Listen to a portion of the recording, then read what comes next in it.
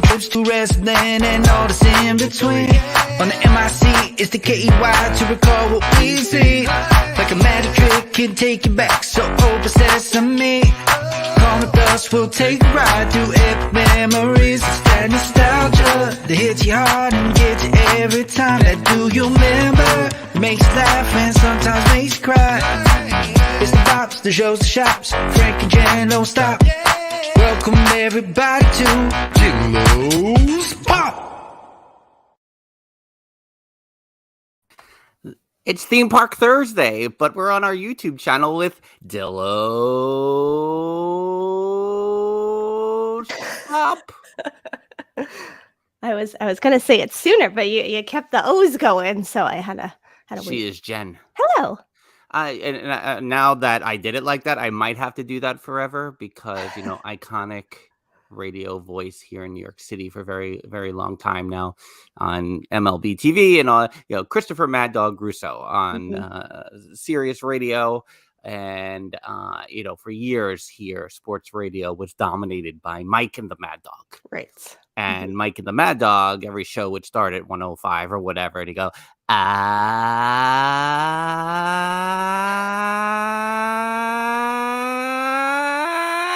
afternoon, everybody. How are you today? Right. And maybe I'll keep that for Dillo's Pop. I think, and then do it a couple of times, and then we'll take a vote. What bothers you more about our podcast? The horn or Dillo? The horn is a good one, but we're gonna bring one back today that we haven't busted out in at least 2 years as we do this edition of Dillo's Pop. I think I know what it is already. Do you know what it is? Because we'll be talking this next 30 to 45 minutes or so about Once Upon a Time on Broadway. One more time. What did I say? Once upon a time. So I'm already failing. You're failing. Jen and I saw Once Upon a One More Time on Broadway earlier this week. Jen, what is the phrase you think I'm bringing back for this specific episode? I have an MFA in dramaturgy. I right. figured that's coming back. I do have an MFA in dramaturgy. It's been about 2 years, and I was banned. I think we had Wesley Mann of Back to the Future 2, Adventures in Wonderland 2 years ago. It came up, and I don't remember how I was like, all right, I can't say this anymore. I'm saying it to Wesley Mann. I burned it out officially. Yeah, I think so, and we'll talk about our journey into the city, I'm sure, for the show. But on my journey, I was listening to the 9021 OMG podcast. I think that's the one I was listening to. And where was it? Yeah, I think it was. I don't know. But the phrase dramaturgy was said, which is why that was fresh in my brain. And I was like, oh, you know what we haven't said in a while is an MFA in dramaturgy. And so you saying that immediately triggered me.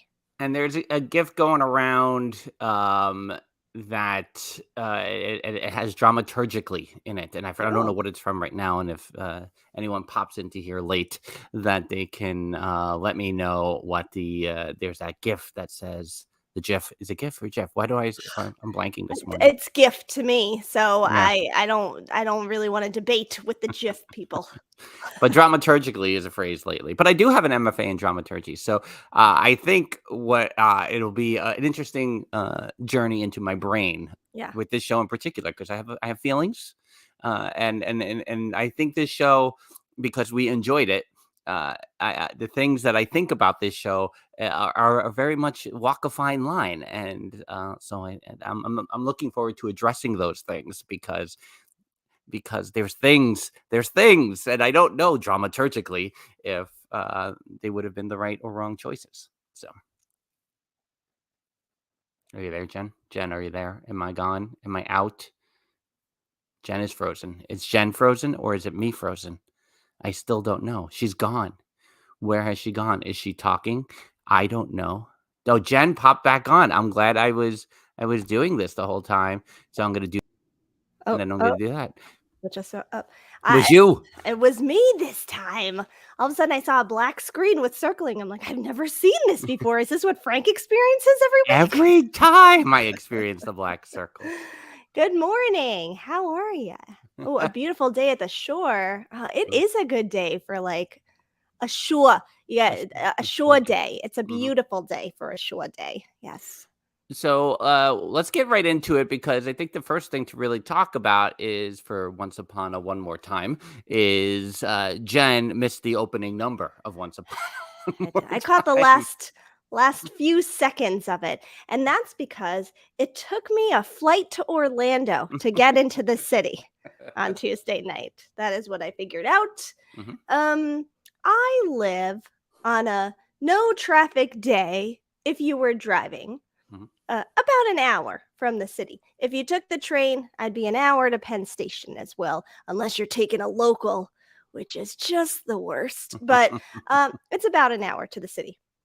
And so this is an 8 o'clock show. And I was going to, Frank lives in Queens. And so I was like, oh, I'll park by you. I'll take the subway, and then later we could take the subway back, and then I'll just to avoid, because I was thinking of like driving straight in. I've become such a Long Islander, just side tangent here. When we were growing up, Mom and Papa Dillo like always drove into the city, and they were like a 20-minute drive into the city, Right. and they always drove into the city. I don't think I even took the train, which was down the block from our house, until I was like 18. It was crazy. Yeah. And so now I'm like, oh, this is why, like, this is what I automatically want to do now, is just drive into the city, because I also know after the Broadway show is let out, the LIRR gets pretty annoying with like, if you miss it, oh, you got to wait an hour. I don't want to wait an hour. It messes up everything. So anyway, so I was like, oh, I'll drive to Frank's place and then I'll subway it in. Driving to Frank's place, which on a no traffic day, 40 minutes, maybe 45? Yeah, on a good day, 45. Yeah. And of course you think of traffic. That's right. 2 hours to get just to Frank's place. And so I think I pulled up at 7:20, and I was like, well, this is rough. This is going to be rough. And then how many blocks is it? It's 10 block walk. Yeah, it felt really long. I was like, where is the subway? A day like this. So I'm like speed walking to the subway, getting my New Yorker on, going, man, this whole commuting thing, I don't miss it. I don't. And I get to the platform and I check. There's got to be, it's been a while since I've lived in Queens. It's been a while since I've been commuting. It's been 9 years since I've been commuting. There's been updates to technology. I should be able to check train times now, right? For the subways. I wasn't able to do that 9 years ago. So I'm looking and I'm like, oh, a train should arrive like in a minute. No, there is no train. It must have come early and I missed it because that train never came. Right. So then Frank's also looking and he's like, train should be pulling up at this time. You should get to this spot at this time. I'm like, hello, trains. Is anyone coming? Am I on the right side of the platform? I'm checking all the things, feeling very touristy. But so let's see. The show is at 8. The subway arrived at 10 to 8. 10 to 8 I got on it. And so yeah, considering it arrived at 10 to 8, arriving in my seat in the theater by like 10 after 8, I thought was pretty good. Yeah.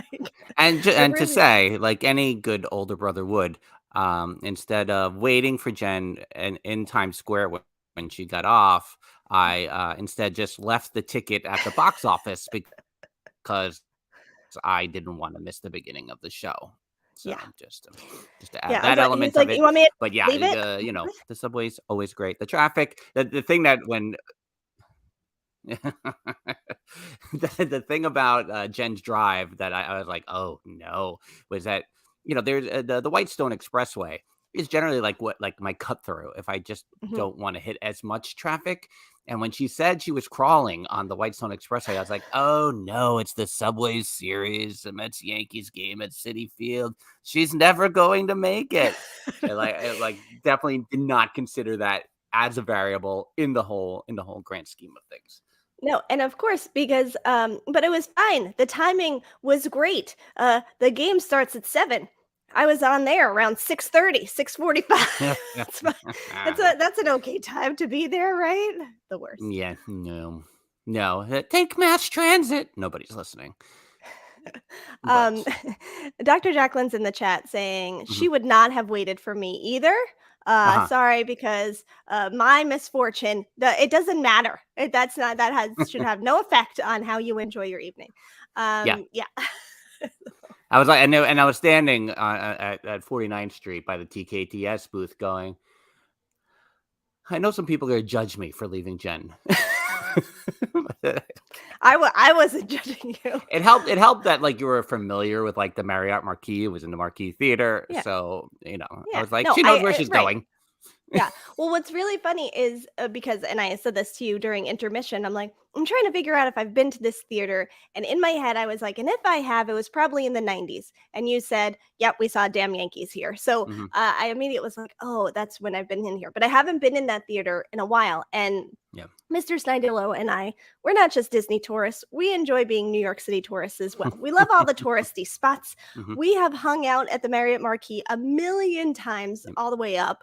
And, we're Central Park goers for all the things. So going into the Marquis, so I get the ticket and then I go and I'm like, wait, now I'm in the hotel. Is it in the hotel?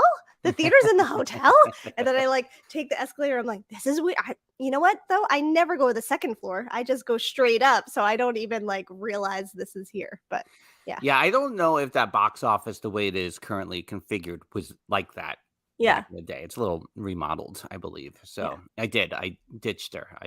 7.5 years younger. Left her. Do you know how I read this? Yeah. Can you predict how I read this in my head? I do, but I'm trying to figure out the reference. Go ahead. Go do it. You abandoned your baby sister in New York City, similar to you killed your sister's baby. Oh. Now, please. Oh, gosh. Let's just sidetrack for a second. Yeah. That is not a real baby. That is my doll when we were kids. He threw it into a cardboard fireplace at a restaurant one time. Other kids were there going, you killed your sister's baby. And forever, we just would say that. So when I read that, that's how I read it. Yeah, that was a thing in childhood. That's a core memory unlocked right there. Okay, so here we are. That's the Once Upon a One More Time right here on Broadway. I'm gonna open it up to you, Jen. I guess just to give the quick overview. Yeah. The music. And I hate the phrase jukebox musical, but people like to slap the label on it for everything these days that has to pertain to someone's music being involved in a show. Some are just, hey, we're going to play the hits and there's going to be dance numbers. And to me, that's a jukebox musical. Yeah. When you're actually trying to tell a story throughout a musical, I don't consider that to be a jukebox musical. Yeah. I consider that to be a musical. And and so that is why when people say jukebox musical pertaining, when people call Jersey Boys a jukebox musical, I'm like, no, it is a biographical story, an autobiographical story of Frankie Valli and the Four Seasons.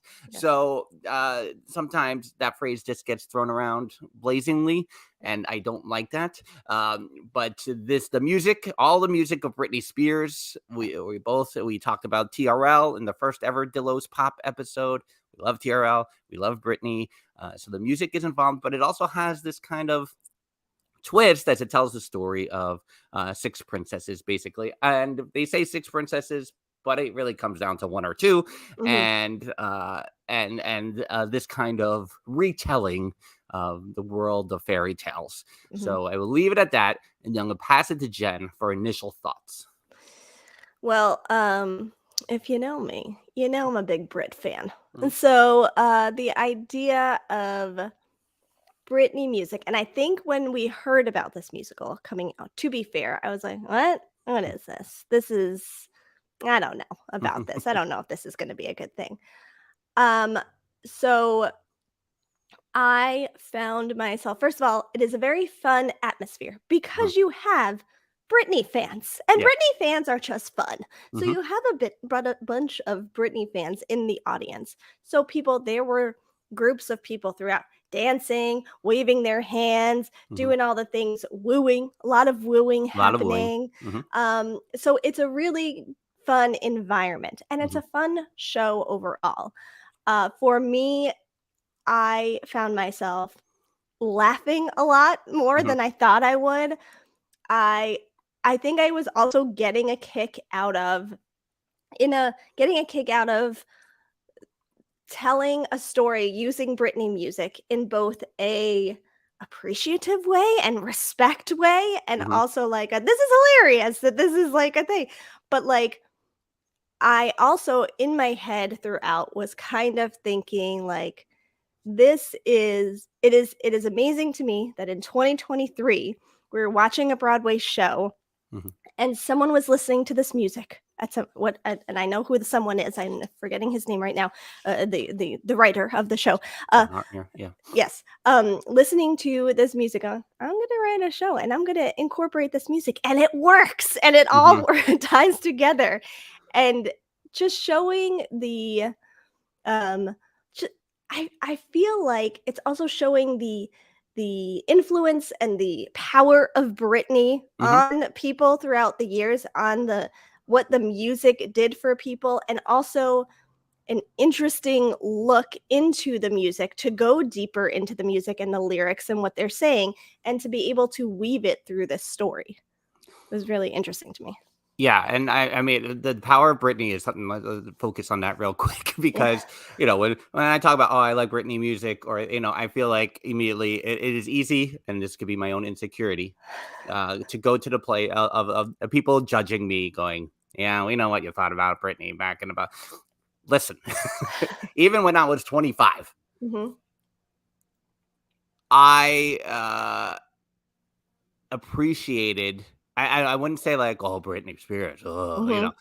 I kind of marveled at how she was presented in music video form. Yeah. If you think about maybe one more time, sure, people think that's iconic, but even Crazy, Oops, the Sometimes I Run, that song. You think about those videos and how well they framed her and presented her in that format. It was I just thought it was really spectacular back then. And you could talk about Janet, you talk about Madonna, similar, but because I think in some ways, and me getting into my 20s too, you thought that time was passing of the MTV era. To see someone, it felt fresh, it felt unique, it felt different, it felt and so that's why I always love watching Britney videos, because I just really thought they took the medium and it applied to her so specifically. So then I learned, and I like the songs and I love the videos too. And so that when people ask, oh, why do you like Britney Spears so much? It was just at a time where you thought time was passing.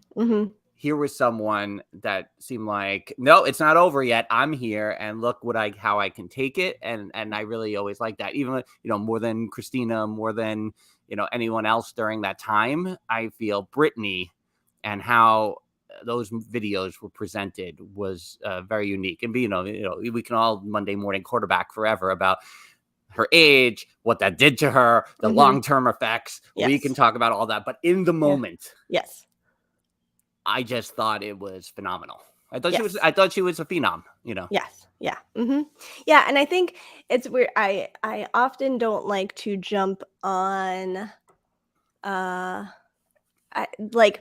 like the buzzwords people use to describe singers or performers, or when they start saying icon, or they start saying diva, or they start saying whatever it is, whatever they use to describe performers, I like to Dillo it a little bit and go, I don't know if I'm ready to commit to such a word to describe. But as I'm watching this show, I am thinking like it does show that she is iconic, that that this is a thing now, and it's not done in a parody type of way or anything like it's legit. And so I don't know, but I think that, and I do I think that's where it lies, right? It proves to be iconic, right? You think about you getting a Britney music applied to a musical before, like Madonna music. They had a Cher biopic a couple years ago. They had Tina Turner a couple. There's my one New Yorkese of the morning, everyone. Tina Turner. So you see their music pop up, and again, more biopic form. but again, in this kind of unique way of this is just this own original story, so to speak, with iconic fairy tale characters applied with her music, to your point, and it works. And I think the point to jump on with what you just said was, if I can is the parody thing, right? I think there's a lot of people out there currently, and probably still, that think I'm going into some kind of yuck show. Because, well, there's princesses, there's Britney music, and they think that they're getting something less. Yeah. And we're here to tell you, you're not. No. Not at all. And what I going back to my dramaturgical point, really was surprised by is I found myself going, it's not a parody, so just leave that out of it. But on this borderline of a fantasy story that is also trying to get across modern day points. Yes. And it's a delicate line, because people are there just to enjoy the music and have the laughs and have fun. But there's also some actual, and we can talk about, all the modern day consent and things like that, that, I'm sure there are going to be people that say, is this really necessary in this kind of show to talk about this stuff? And I wonder if they know. I feel like, because we were kind of saying on the train platform, I'm like, if you're a New York City hoity-toity theater goer, where you want theater and you want, and it's more serious, you're not going to look at the show, even though it is telling us real story and driving home certain points. I don't think you're going to that show. So I also wonder, they know the audience they're probably bringing in, because it's Britney music, and because of the princess, you're maybe not getting, older folk, 80-year-olds that are going to come into the audience who might be like, what are they doing? What are they talking about? But because it is more of a show about female empowerment and feminism and society and all of that. So there's a lot of that is what the story is, basically. And so I wonder if they know, well, even if we got a couple of those people that might look down on this, that's not going to be the majority of the audience we bring in. I don't know. Yeah, no, I think that, and I do think that's it. It's not, they're not going to pull that audience, but I also, at the same time, found myself going, oh, I wish they would have went a little further with this. And how far could they have gone? Because I think it was great, but it was also a risk, right? Because you don't know if someone's gonna suddenly go boo boo in the audience or whatever. But but they were placing it just enough, which, right? That's you want to kind of play that middle ground a little bit of for all audiences. But I also was like, oh, I wish you'd go a little further with it. I wish it would be a little more fully rounded. But I understand why. Why you might not take those extra steps forward. I don't think, unfortunately, the world isn't ready. Even though, and you kind of want to force them to be ready, but I don't know that they're ready to go further. So I do think they rode the line, I thought, pretty well overall. Yeah, agreed. And I agree. And it's just that I don't know what the line was. I guess I don't know how much or how little more they could have done to finagle that, and whether it was the right show to push it a little bit more, or did they do just enough? I think that's what I found myself, because they were doing it well. I wanted more, but also I don't know if it was the right show to do more. Right. Yes. Anything in particular about the show as a whole? Any specific moments, specific performances, anything you want to signal out specifically? I think sometimes when also on my journey. I did a lot of things, listening to a lot of things on my journey into the city. And I went into my iTunes and I like put it on shuffle. I really need to clean that up because I go on Spotify so much now that I don't pay attention. And I have such random music and I don't even understand. I don't even remember buying some albums I have in there. I'm like, what is this? But anyway, I do have a lot of singles of people that were on The Voice years ago because I liked the way they sang versions of different songs. Right. And so a couple of those popped up. And thinking of that with this, I'm like, there are powerhouses in this cast singing some of these songs that I'm like, oh my God, what? Like, well, also, what do you like? You're perfect for Broadway and all of that, but also, like, I feel like you need to be singing all the time. Like, you know, certain songs and Snow White, who was let me get her name, Aisha Jackson. My God, she was singing certain songs. I was like, how is it you have this voice? This is amazing. So, you know, those moments stuck out to me. Also, it was for us, Stephen Scott Wormley, I hope I'm saying his name right. He played Prince Charming and it was his Charming debut. So that was the first one for him. And, you know, he is a pop star on stage throughout. He is singing and he is dancing like a boy bander, you know, throughout the show. And it was awesome. And then I was funny in the beginning a little bit, and maybe I missed something by missing those first 5 minutes or so.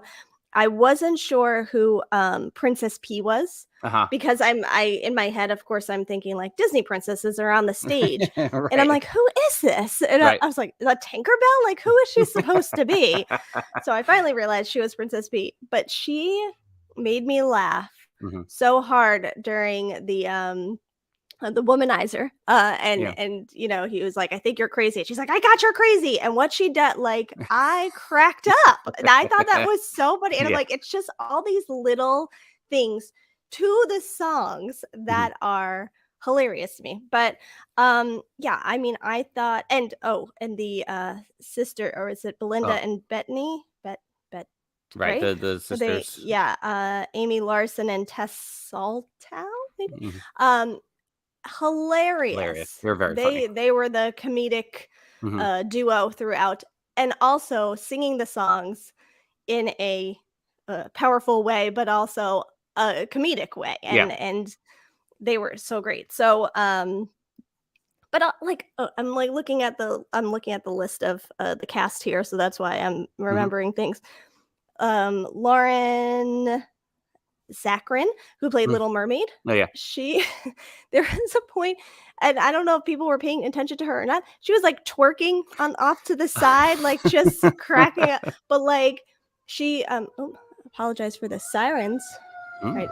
Oh, there we go. She wasn't speaking throughout most of the show. You know, Ariel loses her voice, and so a lot of what she was doing was facially or with her body or whatever. So that, you know, I just thought there were so many little things happening with each of the characters that go beyond what they're supposed to be doing on stage that they were able to bring to the show in a different way. Yeah, there was a likability to all the characters, you know, and it's Cinderella. It starts with Cinderella. It's like then it becomes Cinderella and Snow White, and you know, and then it really branches out from there. And I think it's hard. There's so many going back to parody, so many parody things out there that have been done with princesses over the years at this point that I think it's hard to try to reintroduce that and not think you're going to get people putting on caricatures of these characters. And instead, you know, again, you're pleasantly surprised to see how likable the performers are, and where, you know, like Charming could have been 100% like the slime ball, and you know, instead he's so, like you said, I think the boy band reference is great, like so into it, and it did help that it was his debut in the role, and so the energy was palpable, and I think everyone was feeding off of that too, and I think that spread throughout everybody. So that was like really cool in retrospect, because I don't think we knew at the time. It was just like, oh, the understudy, and because Justin Guarini is supposed to he took the night off. Charming. So there was the understudy, and he so again, I think when we saw that afterwards, it was like, oh, that gave it an extra boost too, which is really fun to see. I shouldn't leave out the stepmother, because her performance of Toxic. Oh my God, yes, right? Yeah. Was, so Jennifer Samard, or just butchering names, I think. I know. So that's the thing. I'm looking at everybody. I'm like, oh, I haven't even talked about everett. Like Sleeping Beauty, who was Ashley Chu. To me, she was playing her almost Kardashian-like. That is the vibe I got. In the beginning. Right. And we haven't discussed Cinderella, who has worked with my love Skylar Astin in TV. But and we got to meet her after, and she was super sweet. And she I wonder who, when like casting, how they're looking for the Cinderella, and because she has to play this role of a sweet and innocent little princess, but also like this pop star princess badass by the end, and take us on that journey, which I thought she did an awesome job of. Yeah. And I think I think the casting was definitely, sometimes you don't talk about casting when reviewing a show, but I think whether, who was performing that night, or just the ensemble, all have an energy to them that is required for this show. And so, like, shout out to the casting directors, because I think that is something that is lacking sometimes, but also makes me think ahead. And this is my own personal struggle with Broadway sometimes, which is why, a lot of when you see the show with the LED screens, and there's a lot of them these days, and it's a big thing in New York of like, oh, we don't see the set design like you saw in Phantom of the Opera anymore, and things like that. But the thing about the show is like, how can this not? It's going to dominate on tour. Like, if you Britney fans in every town, are going to come see the show. It's going to do very well. Yeah. But you got to do that same kind of casting where you got to get those likable performers to bring it, because it does. It makes the show pop. And no pun intended, Dillos pop. See what we did there? See what we did? We tied it all together. So I think the future of the show, especially whether it's Broadway, and we'll say it's still in previews technically. I think it opens next week, but the idea of its long term on tour, you can just see where it would do well, and that's today's business model too. Yeah, and it is interesting about the cast and how you do have to cast it properly. And when still haven't seen Hamilton live, but when I saw Hamilton on like Disney Plus, and then you get so used to that cast, and then you listen to the soundtrack with that cast, and I'm like, could I see it with other people? And I also, knowing I've seen clips of other people playing these roles who are awesome, but you get a certain vision in your head, and I feel like that's how this cast would be like, oh, but I like this cast now and these roles. And obviously they don't do that for decades or anything. So it's interesting always to see like how people play roles differently and what they bring to the characters themselves. And I like, again, I'm looking at this list. I'm like, I haven't talked about everyone. I feel like everyone fit their roles so well, and sometimes you can tell when someone is like filling in, even if it's in the ensemble, they have one line or something, you can kind of feel that. And I didn't feel that with anyone. I felt like everyone brought it. Right. So yeah. No, and then we like follow the reels and the instas and all that after, and it looks like they're a tight cast. So again, we didn't really look at that stuff before, going, oh, look how nice they all get along. We didn't think about that before. We looked at it after, and like, oh, they really looks like they all get along. I mean, we saw a little bit of that at the stage door too, with how they were all hanging out a little bit, interacting with one another. So it was a good vibe, and I think necessary for that type of show. As we wrap up, I was going to do 5, but I think we have to do 3. Okay. Give me your top 3 Britney songs all time. Of all time? All time. Oh, God, I don't like lists. And now I'm looking at the lists that were in the show to help me cheat a little bit. Yeah, you don't have to go and put them in order. I'll just let you do the 3. I think we'll have this. Do we have the same 3? I'm curious. Crazy is 1. Not in any particular order because I don't know, but it is one of the 3. Crazy is one of the 3.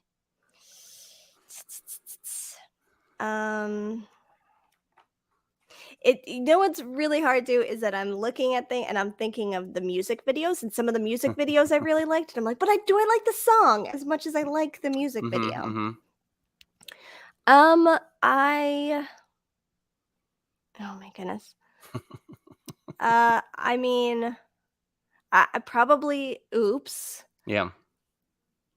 I mean, those are probably my top 2. I would struggle for a third one probably. Yeah, I mean, because like Sometimes was a different vibe, but I really appreciated that video because it was in the summertime and it was made for summertime. And then I wanted to dye my hair like Britney and make it a little lighter and all the things.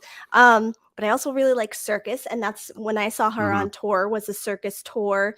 And so I don't know, because it's like, for me, and then you have One More Time, which kicked it off. And I don't know that that's my favorites, because I don't know. I can't think of a third. Yeah, because there's part of me that's like, it's like Stronger my third one, and but sometimes I just end up singing Kelly Clarkson's Stronger in my head, and then I get confused because I'm old. But yeah, and then I feel like Toxic is but it's just, I know that how much I listen to the earlier songs. There's I feel like then that gets in the way of me determining how I feel about the later, well, not even the later, the next phase of Britney, right? Which is after that initial kind of those first 2 albums, I guess. But yeah, and so in the overall, I'll be curious to see. I think it's gonna have good word of mouth. Like even yesterday, I saw a friend of mine post on Facebook. They were at the matinee, and again, it was a similar thing of like, it's really fun. Yeah.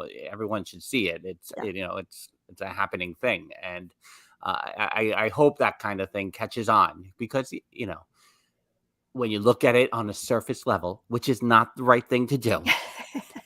You feel a little judgy. And yes, I don't think it deserves that.